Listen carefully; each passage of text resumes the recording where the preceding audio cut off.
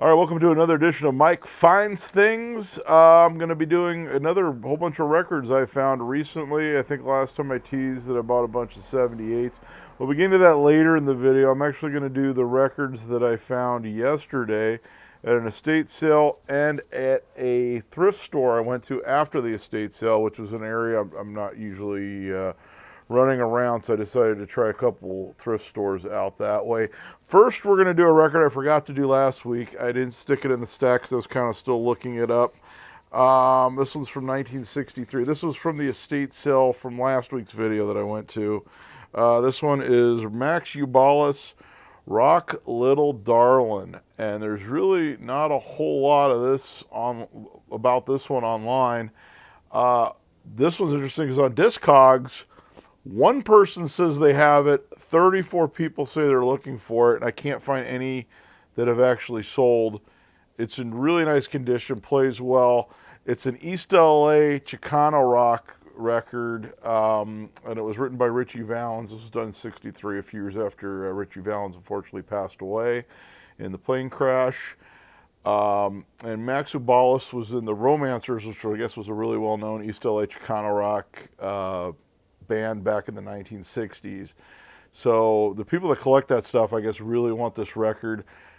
Not many of them out there. From what I read online, he had a recording contract when he was under 18, and he never got out of the contract. And then he signed another recording contract with, with Donna Records. Got in trouble, so I'm guessing that might be why there wasn't a whole lot of these made.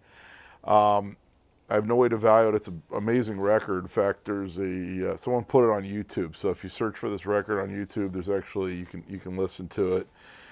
I have no way to value it. I'm sure it's worth quite a bit of money, but really neat find. And that was from last week. I forgot to put it in that video because I had it set aside as I was still kind of looking into it, and I still am. But we're gonna go into some stuff. I went to an estate sale a little bit east of here, about 30 minutes. Because they said they had records since it was Thanksgiving weekend. This was Black Friday. Not a lot of people scheduled their estate sales for this weekend, which means this one got a lot of people. Unfortunately, I got there late because I had to drop my kid off with her mom on Black Friday morning, and I didn't get out there. The estate sale started at 9. I didn't get out there about 10:30, and I didn't get actually in the estate sale till a little bit after 11 o'clock. And people were walking out with, one guy walked out with like a case of 78s. I have no idea what he found. But even though a lot of stuff had already been gone through, I still found some really cool stuff. So we're going to get into that right now, and I'll show you exactly what I found. So first one I got, I mean, it's a well-known song. It's a garage rock classic. Sir Douglas Quintet, She's About a Mover. If you know garage rock, you definitely know this song, 1965. I did not have an original copy, so I really wanted it. I have a reissue that actually I have in my jukebox that has like Mendocino on the B side on a reissue. This one sells between 79 cents and $12.50 for this label variation. I'm not sure. There's different tribe label variations for this one, and this one looks the plainest. So I think this might be the first label variation on that one. I'm not sure though. But like I said, I've kind of wanted an original copy, so I got it. They were charging $2 a piece for the 45s, and I bought 178 that they charged me $3 for. So we're gonna go into those. Here's the next one I found. This one sells between $1.50 and $20, so a big range. 1960 soul record. Has my love. Let me take it out of the sleeve. Has My Love Grown Cold by Ted Taylor. It's got one scratch in it. It plays fine. I actually played all these last night. So that was there. I picked that one up. A little bit of a soul record. I always like to pick up kind of obscure soul records, and that one is no different. And this one's it's like a Tejano record. This one sells between $6 and $25. They actually had a few Tejano records. I probably should have taken a risk on some of the other ones. I may go out there tomorrow because I think tomorrow's like the last day of the sale. But this video won't post probably till Thursday. It's actually Saturday today. And I don't know when I'm going to post the next two segments of this video because I still have to go through those records. This one's Rene and Rene El Mexicano. So it's a Tejano record. This one sells between $6 and $25 on Discogs. So that was well worth taking a risk on, because I don't think I found anything about it when I was standing there. This one I actually have a copy of already. This one sells from $1.70 to $10. If You Gotta Make a Fool of Somebody by James Ray on Caprice Records. And I bought it and I thought, man, that looks familiar. Then I realized after I played it, oh yeah, I already have this. But still cool to find. It's kind of like a rhythm and blues, more of a bluesy kind of song. So that was one I found at the same estate sale. There was another guy going through, and he seemed to be pulling a lot of the same stuff I like. So unfortunately, I probably missed out on a lot of stuff just by showing up to this estate sale so late. Huge line, like I said, just because I'm guessing because it was pretty much the only game in town, estate sale wise.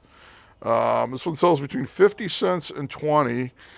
And this one is Treat Her Right by Roy Head. Big hit. So I'm guessing 20s for a minty copy. This one is okay. It actually plays all right. I actually played this one last night. I imagine they're sort of. I imagine they have to be common because this is one I used to hear on oldies radio a lot. So can't imagine it's like a rare record. But it's nice to get a copy of it. I wasn't sure if I had a copy of that one already. Unfortunately, when you get a lot of records, you start going, do I have a copy of that? Here's one for the surf pile. It sells between $1 and $5. Rambunction by the Ventures. Now, this isn't the one that, because they also use that, I think, as a B-side on Walk Don't Run. And it's got Lonely Heart on the other side. This was from 1960. I said this one sells from $1 to $5. It's in really nice condition. So since I collect surf, I like the Ventures. That's definitely going in my surf box. I got a couple boxes of just surf and garage records. Here's one that's a little surfy, a little rocky. It's an instrumental. It was a hit. I got to clean this one. Percolator by Billy Joe and the Checkmates. And it was actually a hit. I didn't realize what it was until I played it, and then I realized I've heard that before. But that was kind of a cool one to find. I think it's kind of surfy. I mean, you could get away with playing that, in a surf set. It sounds like a coffee pot. It's like, it's like the coffee commercial from back then, which was before I was born.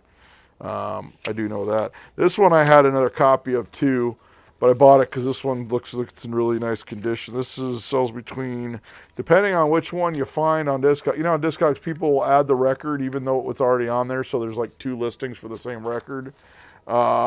This one here sells between 2 and 20 or between 10 and 12, depending on which listing you find. It's the Hollywood Persuaders on Original Sound on Art LeBeau's record with Agua Caliente. Another surf record. This one's in really decent, really nice condition too. On the B side, it's Drums a Go-Go. Kind of a neat surf record, and it's got like sound effects of like bubbles in the surf record, which is kind of interesting. A cool local record. Like I said, it's not the first copy I've found locally, but definitely worth picking up. Always good to have a spare copy, or I got to see which one's better, that one or the one I already had. This one's kind of rare. I guess it was the only record these girls did. This one sells between $2 to $28.95. So that's a bit of a run. It's a soul surf group from 1965. Let me take it out of the sleeve. The Dreamers with Love, Love, Love. And it's got, fortunately, whatever record, it's a promo copy, but then wherever they bought the record, stamped it in Upland, California. And I guess this was the only record, the Dreamers. This is not Freddie and the Dreamers, so don't think it's Freddie and the Dreamers. It is a girl group. Sounds very reminiscent of like the Phil Spector girl groups. But not a common one, and sells for pretty good money, and it's in good shape. I was playing it last night. Unfortunately, it does have the stamp on the label. But a lot of times promo copies, you find either stamps from radio stations, or they write the X so they know which one's the A side, stuff like that. Or they put received. They stamped them received, or whatever, like a lot of the radio stations used to do. Here's a famous surf record on a minor label. This it goes between 2 and 13. 1963. It is Penetration by the Pyramids. And if you have any old surf compilations on CD, I think this appeared on some of those. Also on Best Records. So kind of a neat one. just a cool, another instrumental. I find a lot of surf locally. This is Southern California, so it does have one scratch. It plays fine though. Since this is Southern California, I do find a lot of surf stuff since that's where it pretty much all originated. And a deja vu from last week, I actually found a copy of the Packers Go Head On. And I guess somebody actually commented on the last one that Hole in the Wall was also a hit, which was the Beast, which is the other side of the record. I found one. This is actually better. I think the label's not as nice as the other one I got, but the actual record is better than the one I got last week at the thrift store. And the other guy that was there, he actually found a Packers LP while I was standing there. He grabbed that. In fact, gave me this because he says, "Oh, this one's not as nice as the one I have." And I said, "Well, the one I have has a little bit of an edge warp," so I grabbed this one. Also, so this is the last record from the estate sale I went to. And you'll see why I bought this one. This is a common one, but it's one everybody likes. From 1949, it sells between $5 and $13, and it's in really nice condition. It is none other than Hank Williams Sr., Lovesick Blues, and it plays extremely well. I like Hank Williams, and this was actually in one of the albums, where they just have like various records, and I can't believe no one pulled it. In fact, there was a guy walking out with a Hank Williams like Greatest Hits LP or something while I was in line. But to find a really nice copy of Hank Williams that isn't like destroyed on 78, it's actually looks like it's hardly been played. That's just a good find in my book, and for $3 you grab it. So now I'm going to go into stuff. While I'm there, I went to I usually do this if I'm in an area where I don't go a lot and I don't have to be back. I'll just look up. Just go on your phone, look up on Google thrift store near me. You will find all the thrift stores in your area. I'm sure you know this already.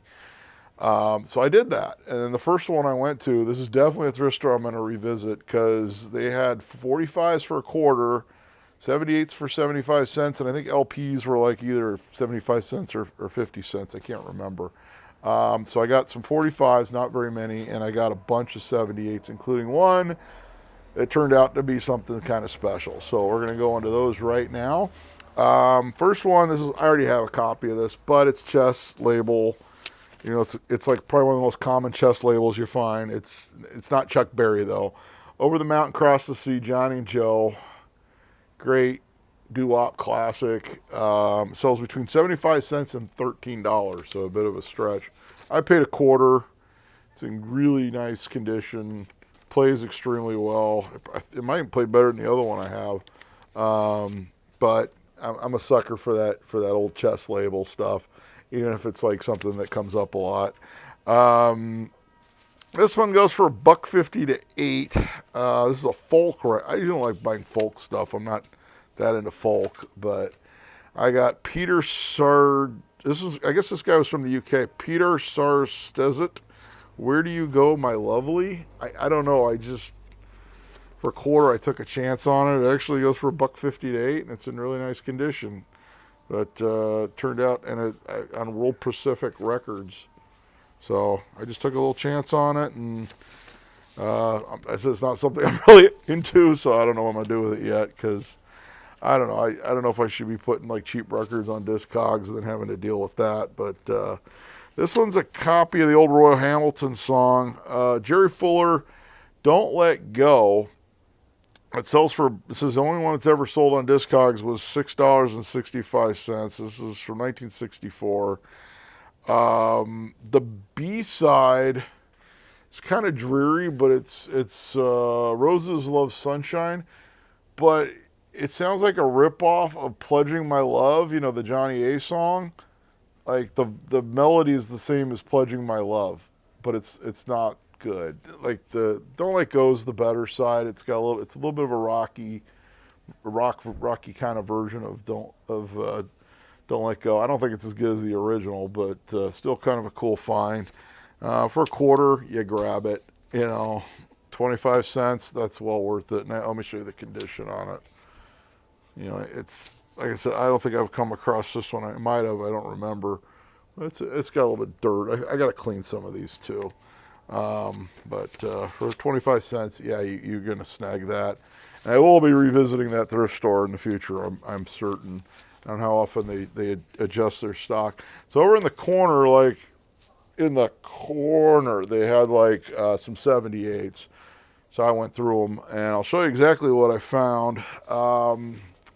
This one, when you find it on 45, which is very often, this one comes up a lot. It's from 1956, massive hit. It was in the original sleeve, in good condition. It had a little bit of a weird cracking on it, but it doesn't affect the playability. But I found Guy Mitchell singing the blues on 78. It's in good shape. Like I said, it just has like this weird almost, I don't know. I've never seen one do that. It's not cracking, but it kind of looks, it looks weird. But it's intact. It's not falling apart. Someone would want this for their jukebox because Singing the Blues is a big hit and has the original Columbia sleeve with it, which the record was in when I got it. And for 75 cents, yeah, you grab it. On 45, I probably would pass because I find them all the time. I probably have several copies on 45. And in fact, a lot of times when I buy a lot of 45s, that one's in there if there's 50 stuff. Because it was just like a massive hit, but that's my first 78 copy. Now this one, recently a copy of this sold on eBay for $105. 78s are tough usually, especially early ones to price on Discogs. This one I have an actual sold, like somebody ran an auction and the record sold for $105. I'm gonna take it out of the sleeve because it's got an RCA Victor sleeve, and it's not an RCA Victor record. On Gennett Records, it's Gennett Catalog 3059, and you can look this one up. On the A side, it's Honey, I'm in Love with You, Pearly Breeds Orchestra, and it's a jazz record. And then on the B side, it is Sweet Georgia Brown by the original Indiana Five, and I'm being super careful with this one because it's worth so much money. And it plays fine. Very uncommon record. Not something I'm super into, but some places it was blues. It's more like jazz. And then you can see they probably played the Sweet Georgia Brown side more because on the A side you can see where the spindle, there's like some mark. I don't know if it's going to come up. You can see some marks where they couldn't find the spindle when they were trying to put the record on the turntable. But kind of a neat find according to the eBay auction. I guess this one doesn't come up very often. So like I said, I'll probably sell. I got to figure out how to sell this. I've never sold 78s online, and obviously you want to package these things. I think there's even videos showing you how to package these, because you can imagine I would not want to send this and have the guy get it and it snaps in half or something. That would be that'd be a tragedy. B, I'd have to refund the money, and C, they might leave me bad feedback anyway on my eBay, which would not be good. This one's neat. Not a big money one. It was $9. Sold for $9. It was $9 asking on eBay, and I couldn't find on Discogs. It didn't even show the 78 version, but the 45 version sells between $7 and $12. Usually the 78 versions, especially on rock and roll stuff, is worth more than the 45 version. This one is Teenage Prayer by Dolly Cooper on Modern Records. So it's like an R&B record. And what's funny is I found the sleeve. It had like a Bing Crosby record in this sleeve, and I grabbed the sleeve and threw this record in. This was in like a different sleeve. So early rock and roll, R&B from 1955. And I'm probably going to hang on to a lot of these because if I ever get a 78 jukebox, that's the kind of stuff I'd like to put in there. Great song. And it was done by somebody else as well, because when I listened to it, I was like, I know somebody else did it, but it's still a cool version. I'm guessing this was the original African-American artist, and then it was probably done by a white girl. It's usually the case with early rock and roll stuff, unfortunately. But that was cool to find. And for 75 cents, yeah, you're definitely going to grab that. This one sells for $8, not setting the world on fire. There's several versions of this one, apparently. This is the 1941 version. There's a lot of older ones. This is Mildred Bailey and the Delta Rhythm Boys with Rockin' Chair, which is not a rock record, unfortunately, but it is like kind of like a jazzy record. Sells for $8. I guess it's fairly common. Some of these had these catalog numbers on them, so I guess some of these, you can see, even has the same number there. I actually grabbed a couple of these sleeves for some of the other ones I bought because they're nice sleeves. But Rockin' Chair, Mildred Bailey, it sells for $8 online according to that. I didn't find a value on this one, but this is sort of like a country one. This is the one I grabbed for 75 cents. This one's from 1938. This one is W. Leo Daniel and the Hillbilly Boys with Highfalutin Newton. So there's that one. And then the other side is Have You Ever Been Lonely on Vocalion. And I think I couldn't find a value on it because I didn't write it down. I found some people, I think, that were talking about the record, but no value on this one. But I like picking up those kind of like, definitely hillbilly sounding records, especially when they're cheap. And actually this one is in really nice condition. I can see it. Like, it's not all scratched up. This was again probably somebody's collection that got donated. 1935, Clyde McCoy and Tear It Down. I think I couldn't find a value on this one either on a Decca, so I didn't write down a value. And then finally on this one, we have from Frank Sinatra. We have Young at Heart. Now, this one only sells for $5 from 1954. Obviously, it's a massive hit. I grabbed the Sinatras when it's one of the ones you hear a lot, like Young at Heart, like one of the ones that everybody knows, because, again, someone would want that for their jukebox. I would put that in a jukebox because it's in really nice condition. In fact, I was playing this last night. Common as hell, but, again, big enough hit that everybody really knows it. So now we're going to move into the first lot of records that I got last week. All right, so you might notice I'm wearing something different now. I actually filmed the other part the other day, and then things got crazy, and I couldn't film anything else. I'm going to show you the highlights of the 78 score that I got after I bought the AMC Matador last Tuesday. I went out and picked up a lot of 78s off of Marketplace for $10. It's a lot of stuff, a lot of 78s. I finally went through them all. I'm not going to show the junk. There's a lot of stuff that sells between like $5 and $10 that I'm not going to show. There's just so much of it, and of course, a lot of the stuff that's just like your normal 78 stuff that nobody really likes. Your Bing Crosby's and stuff like that.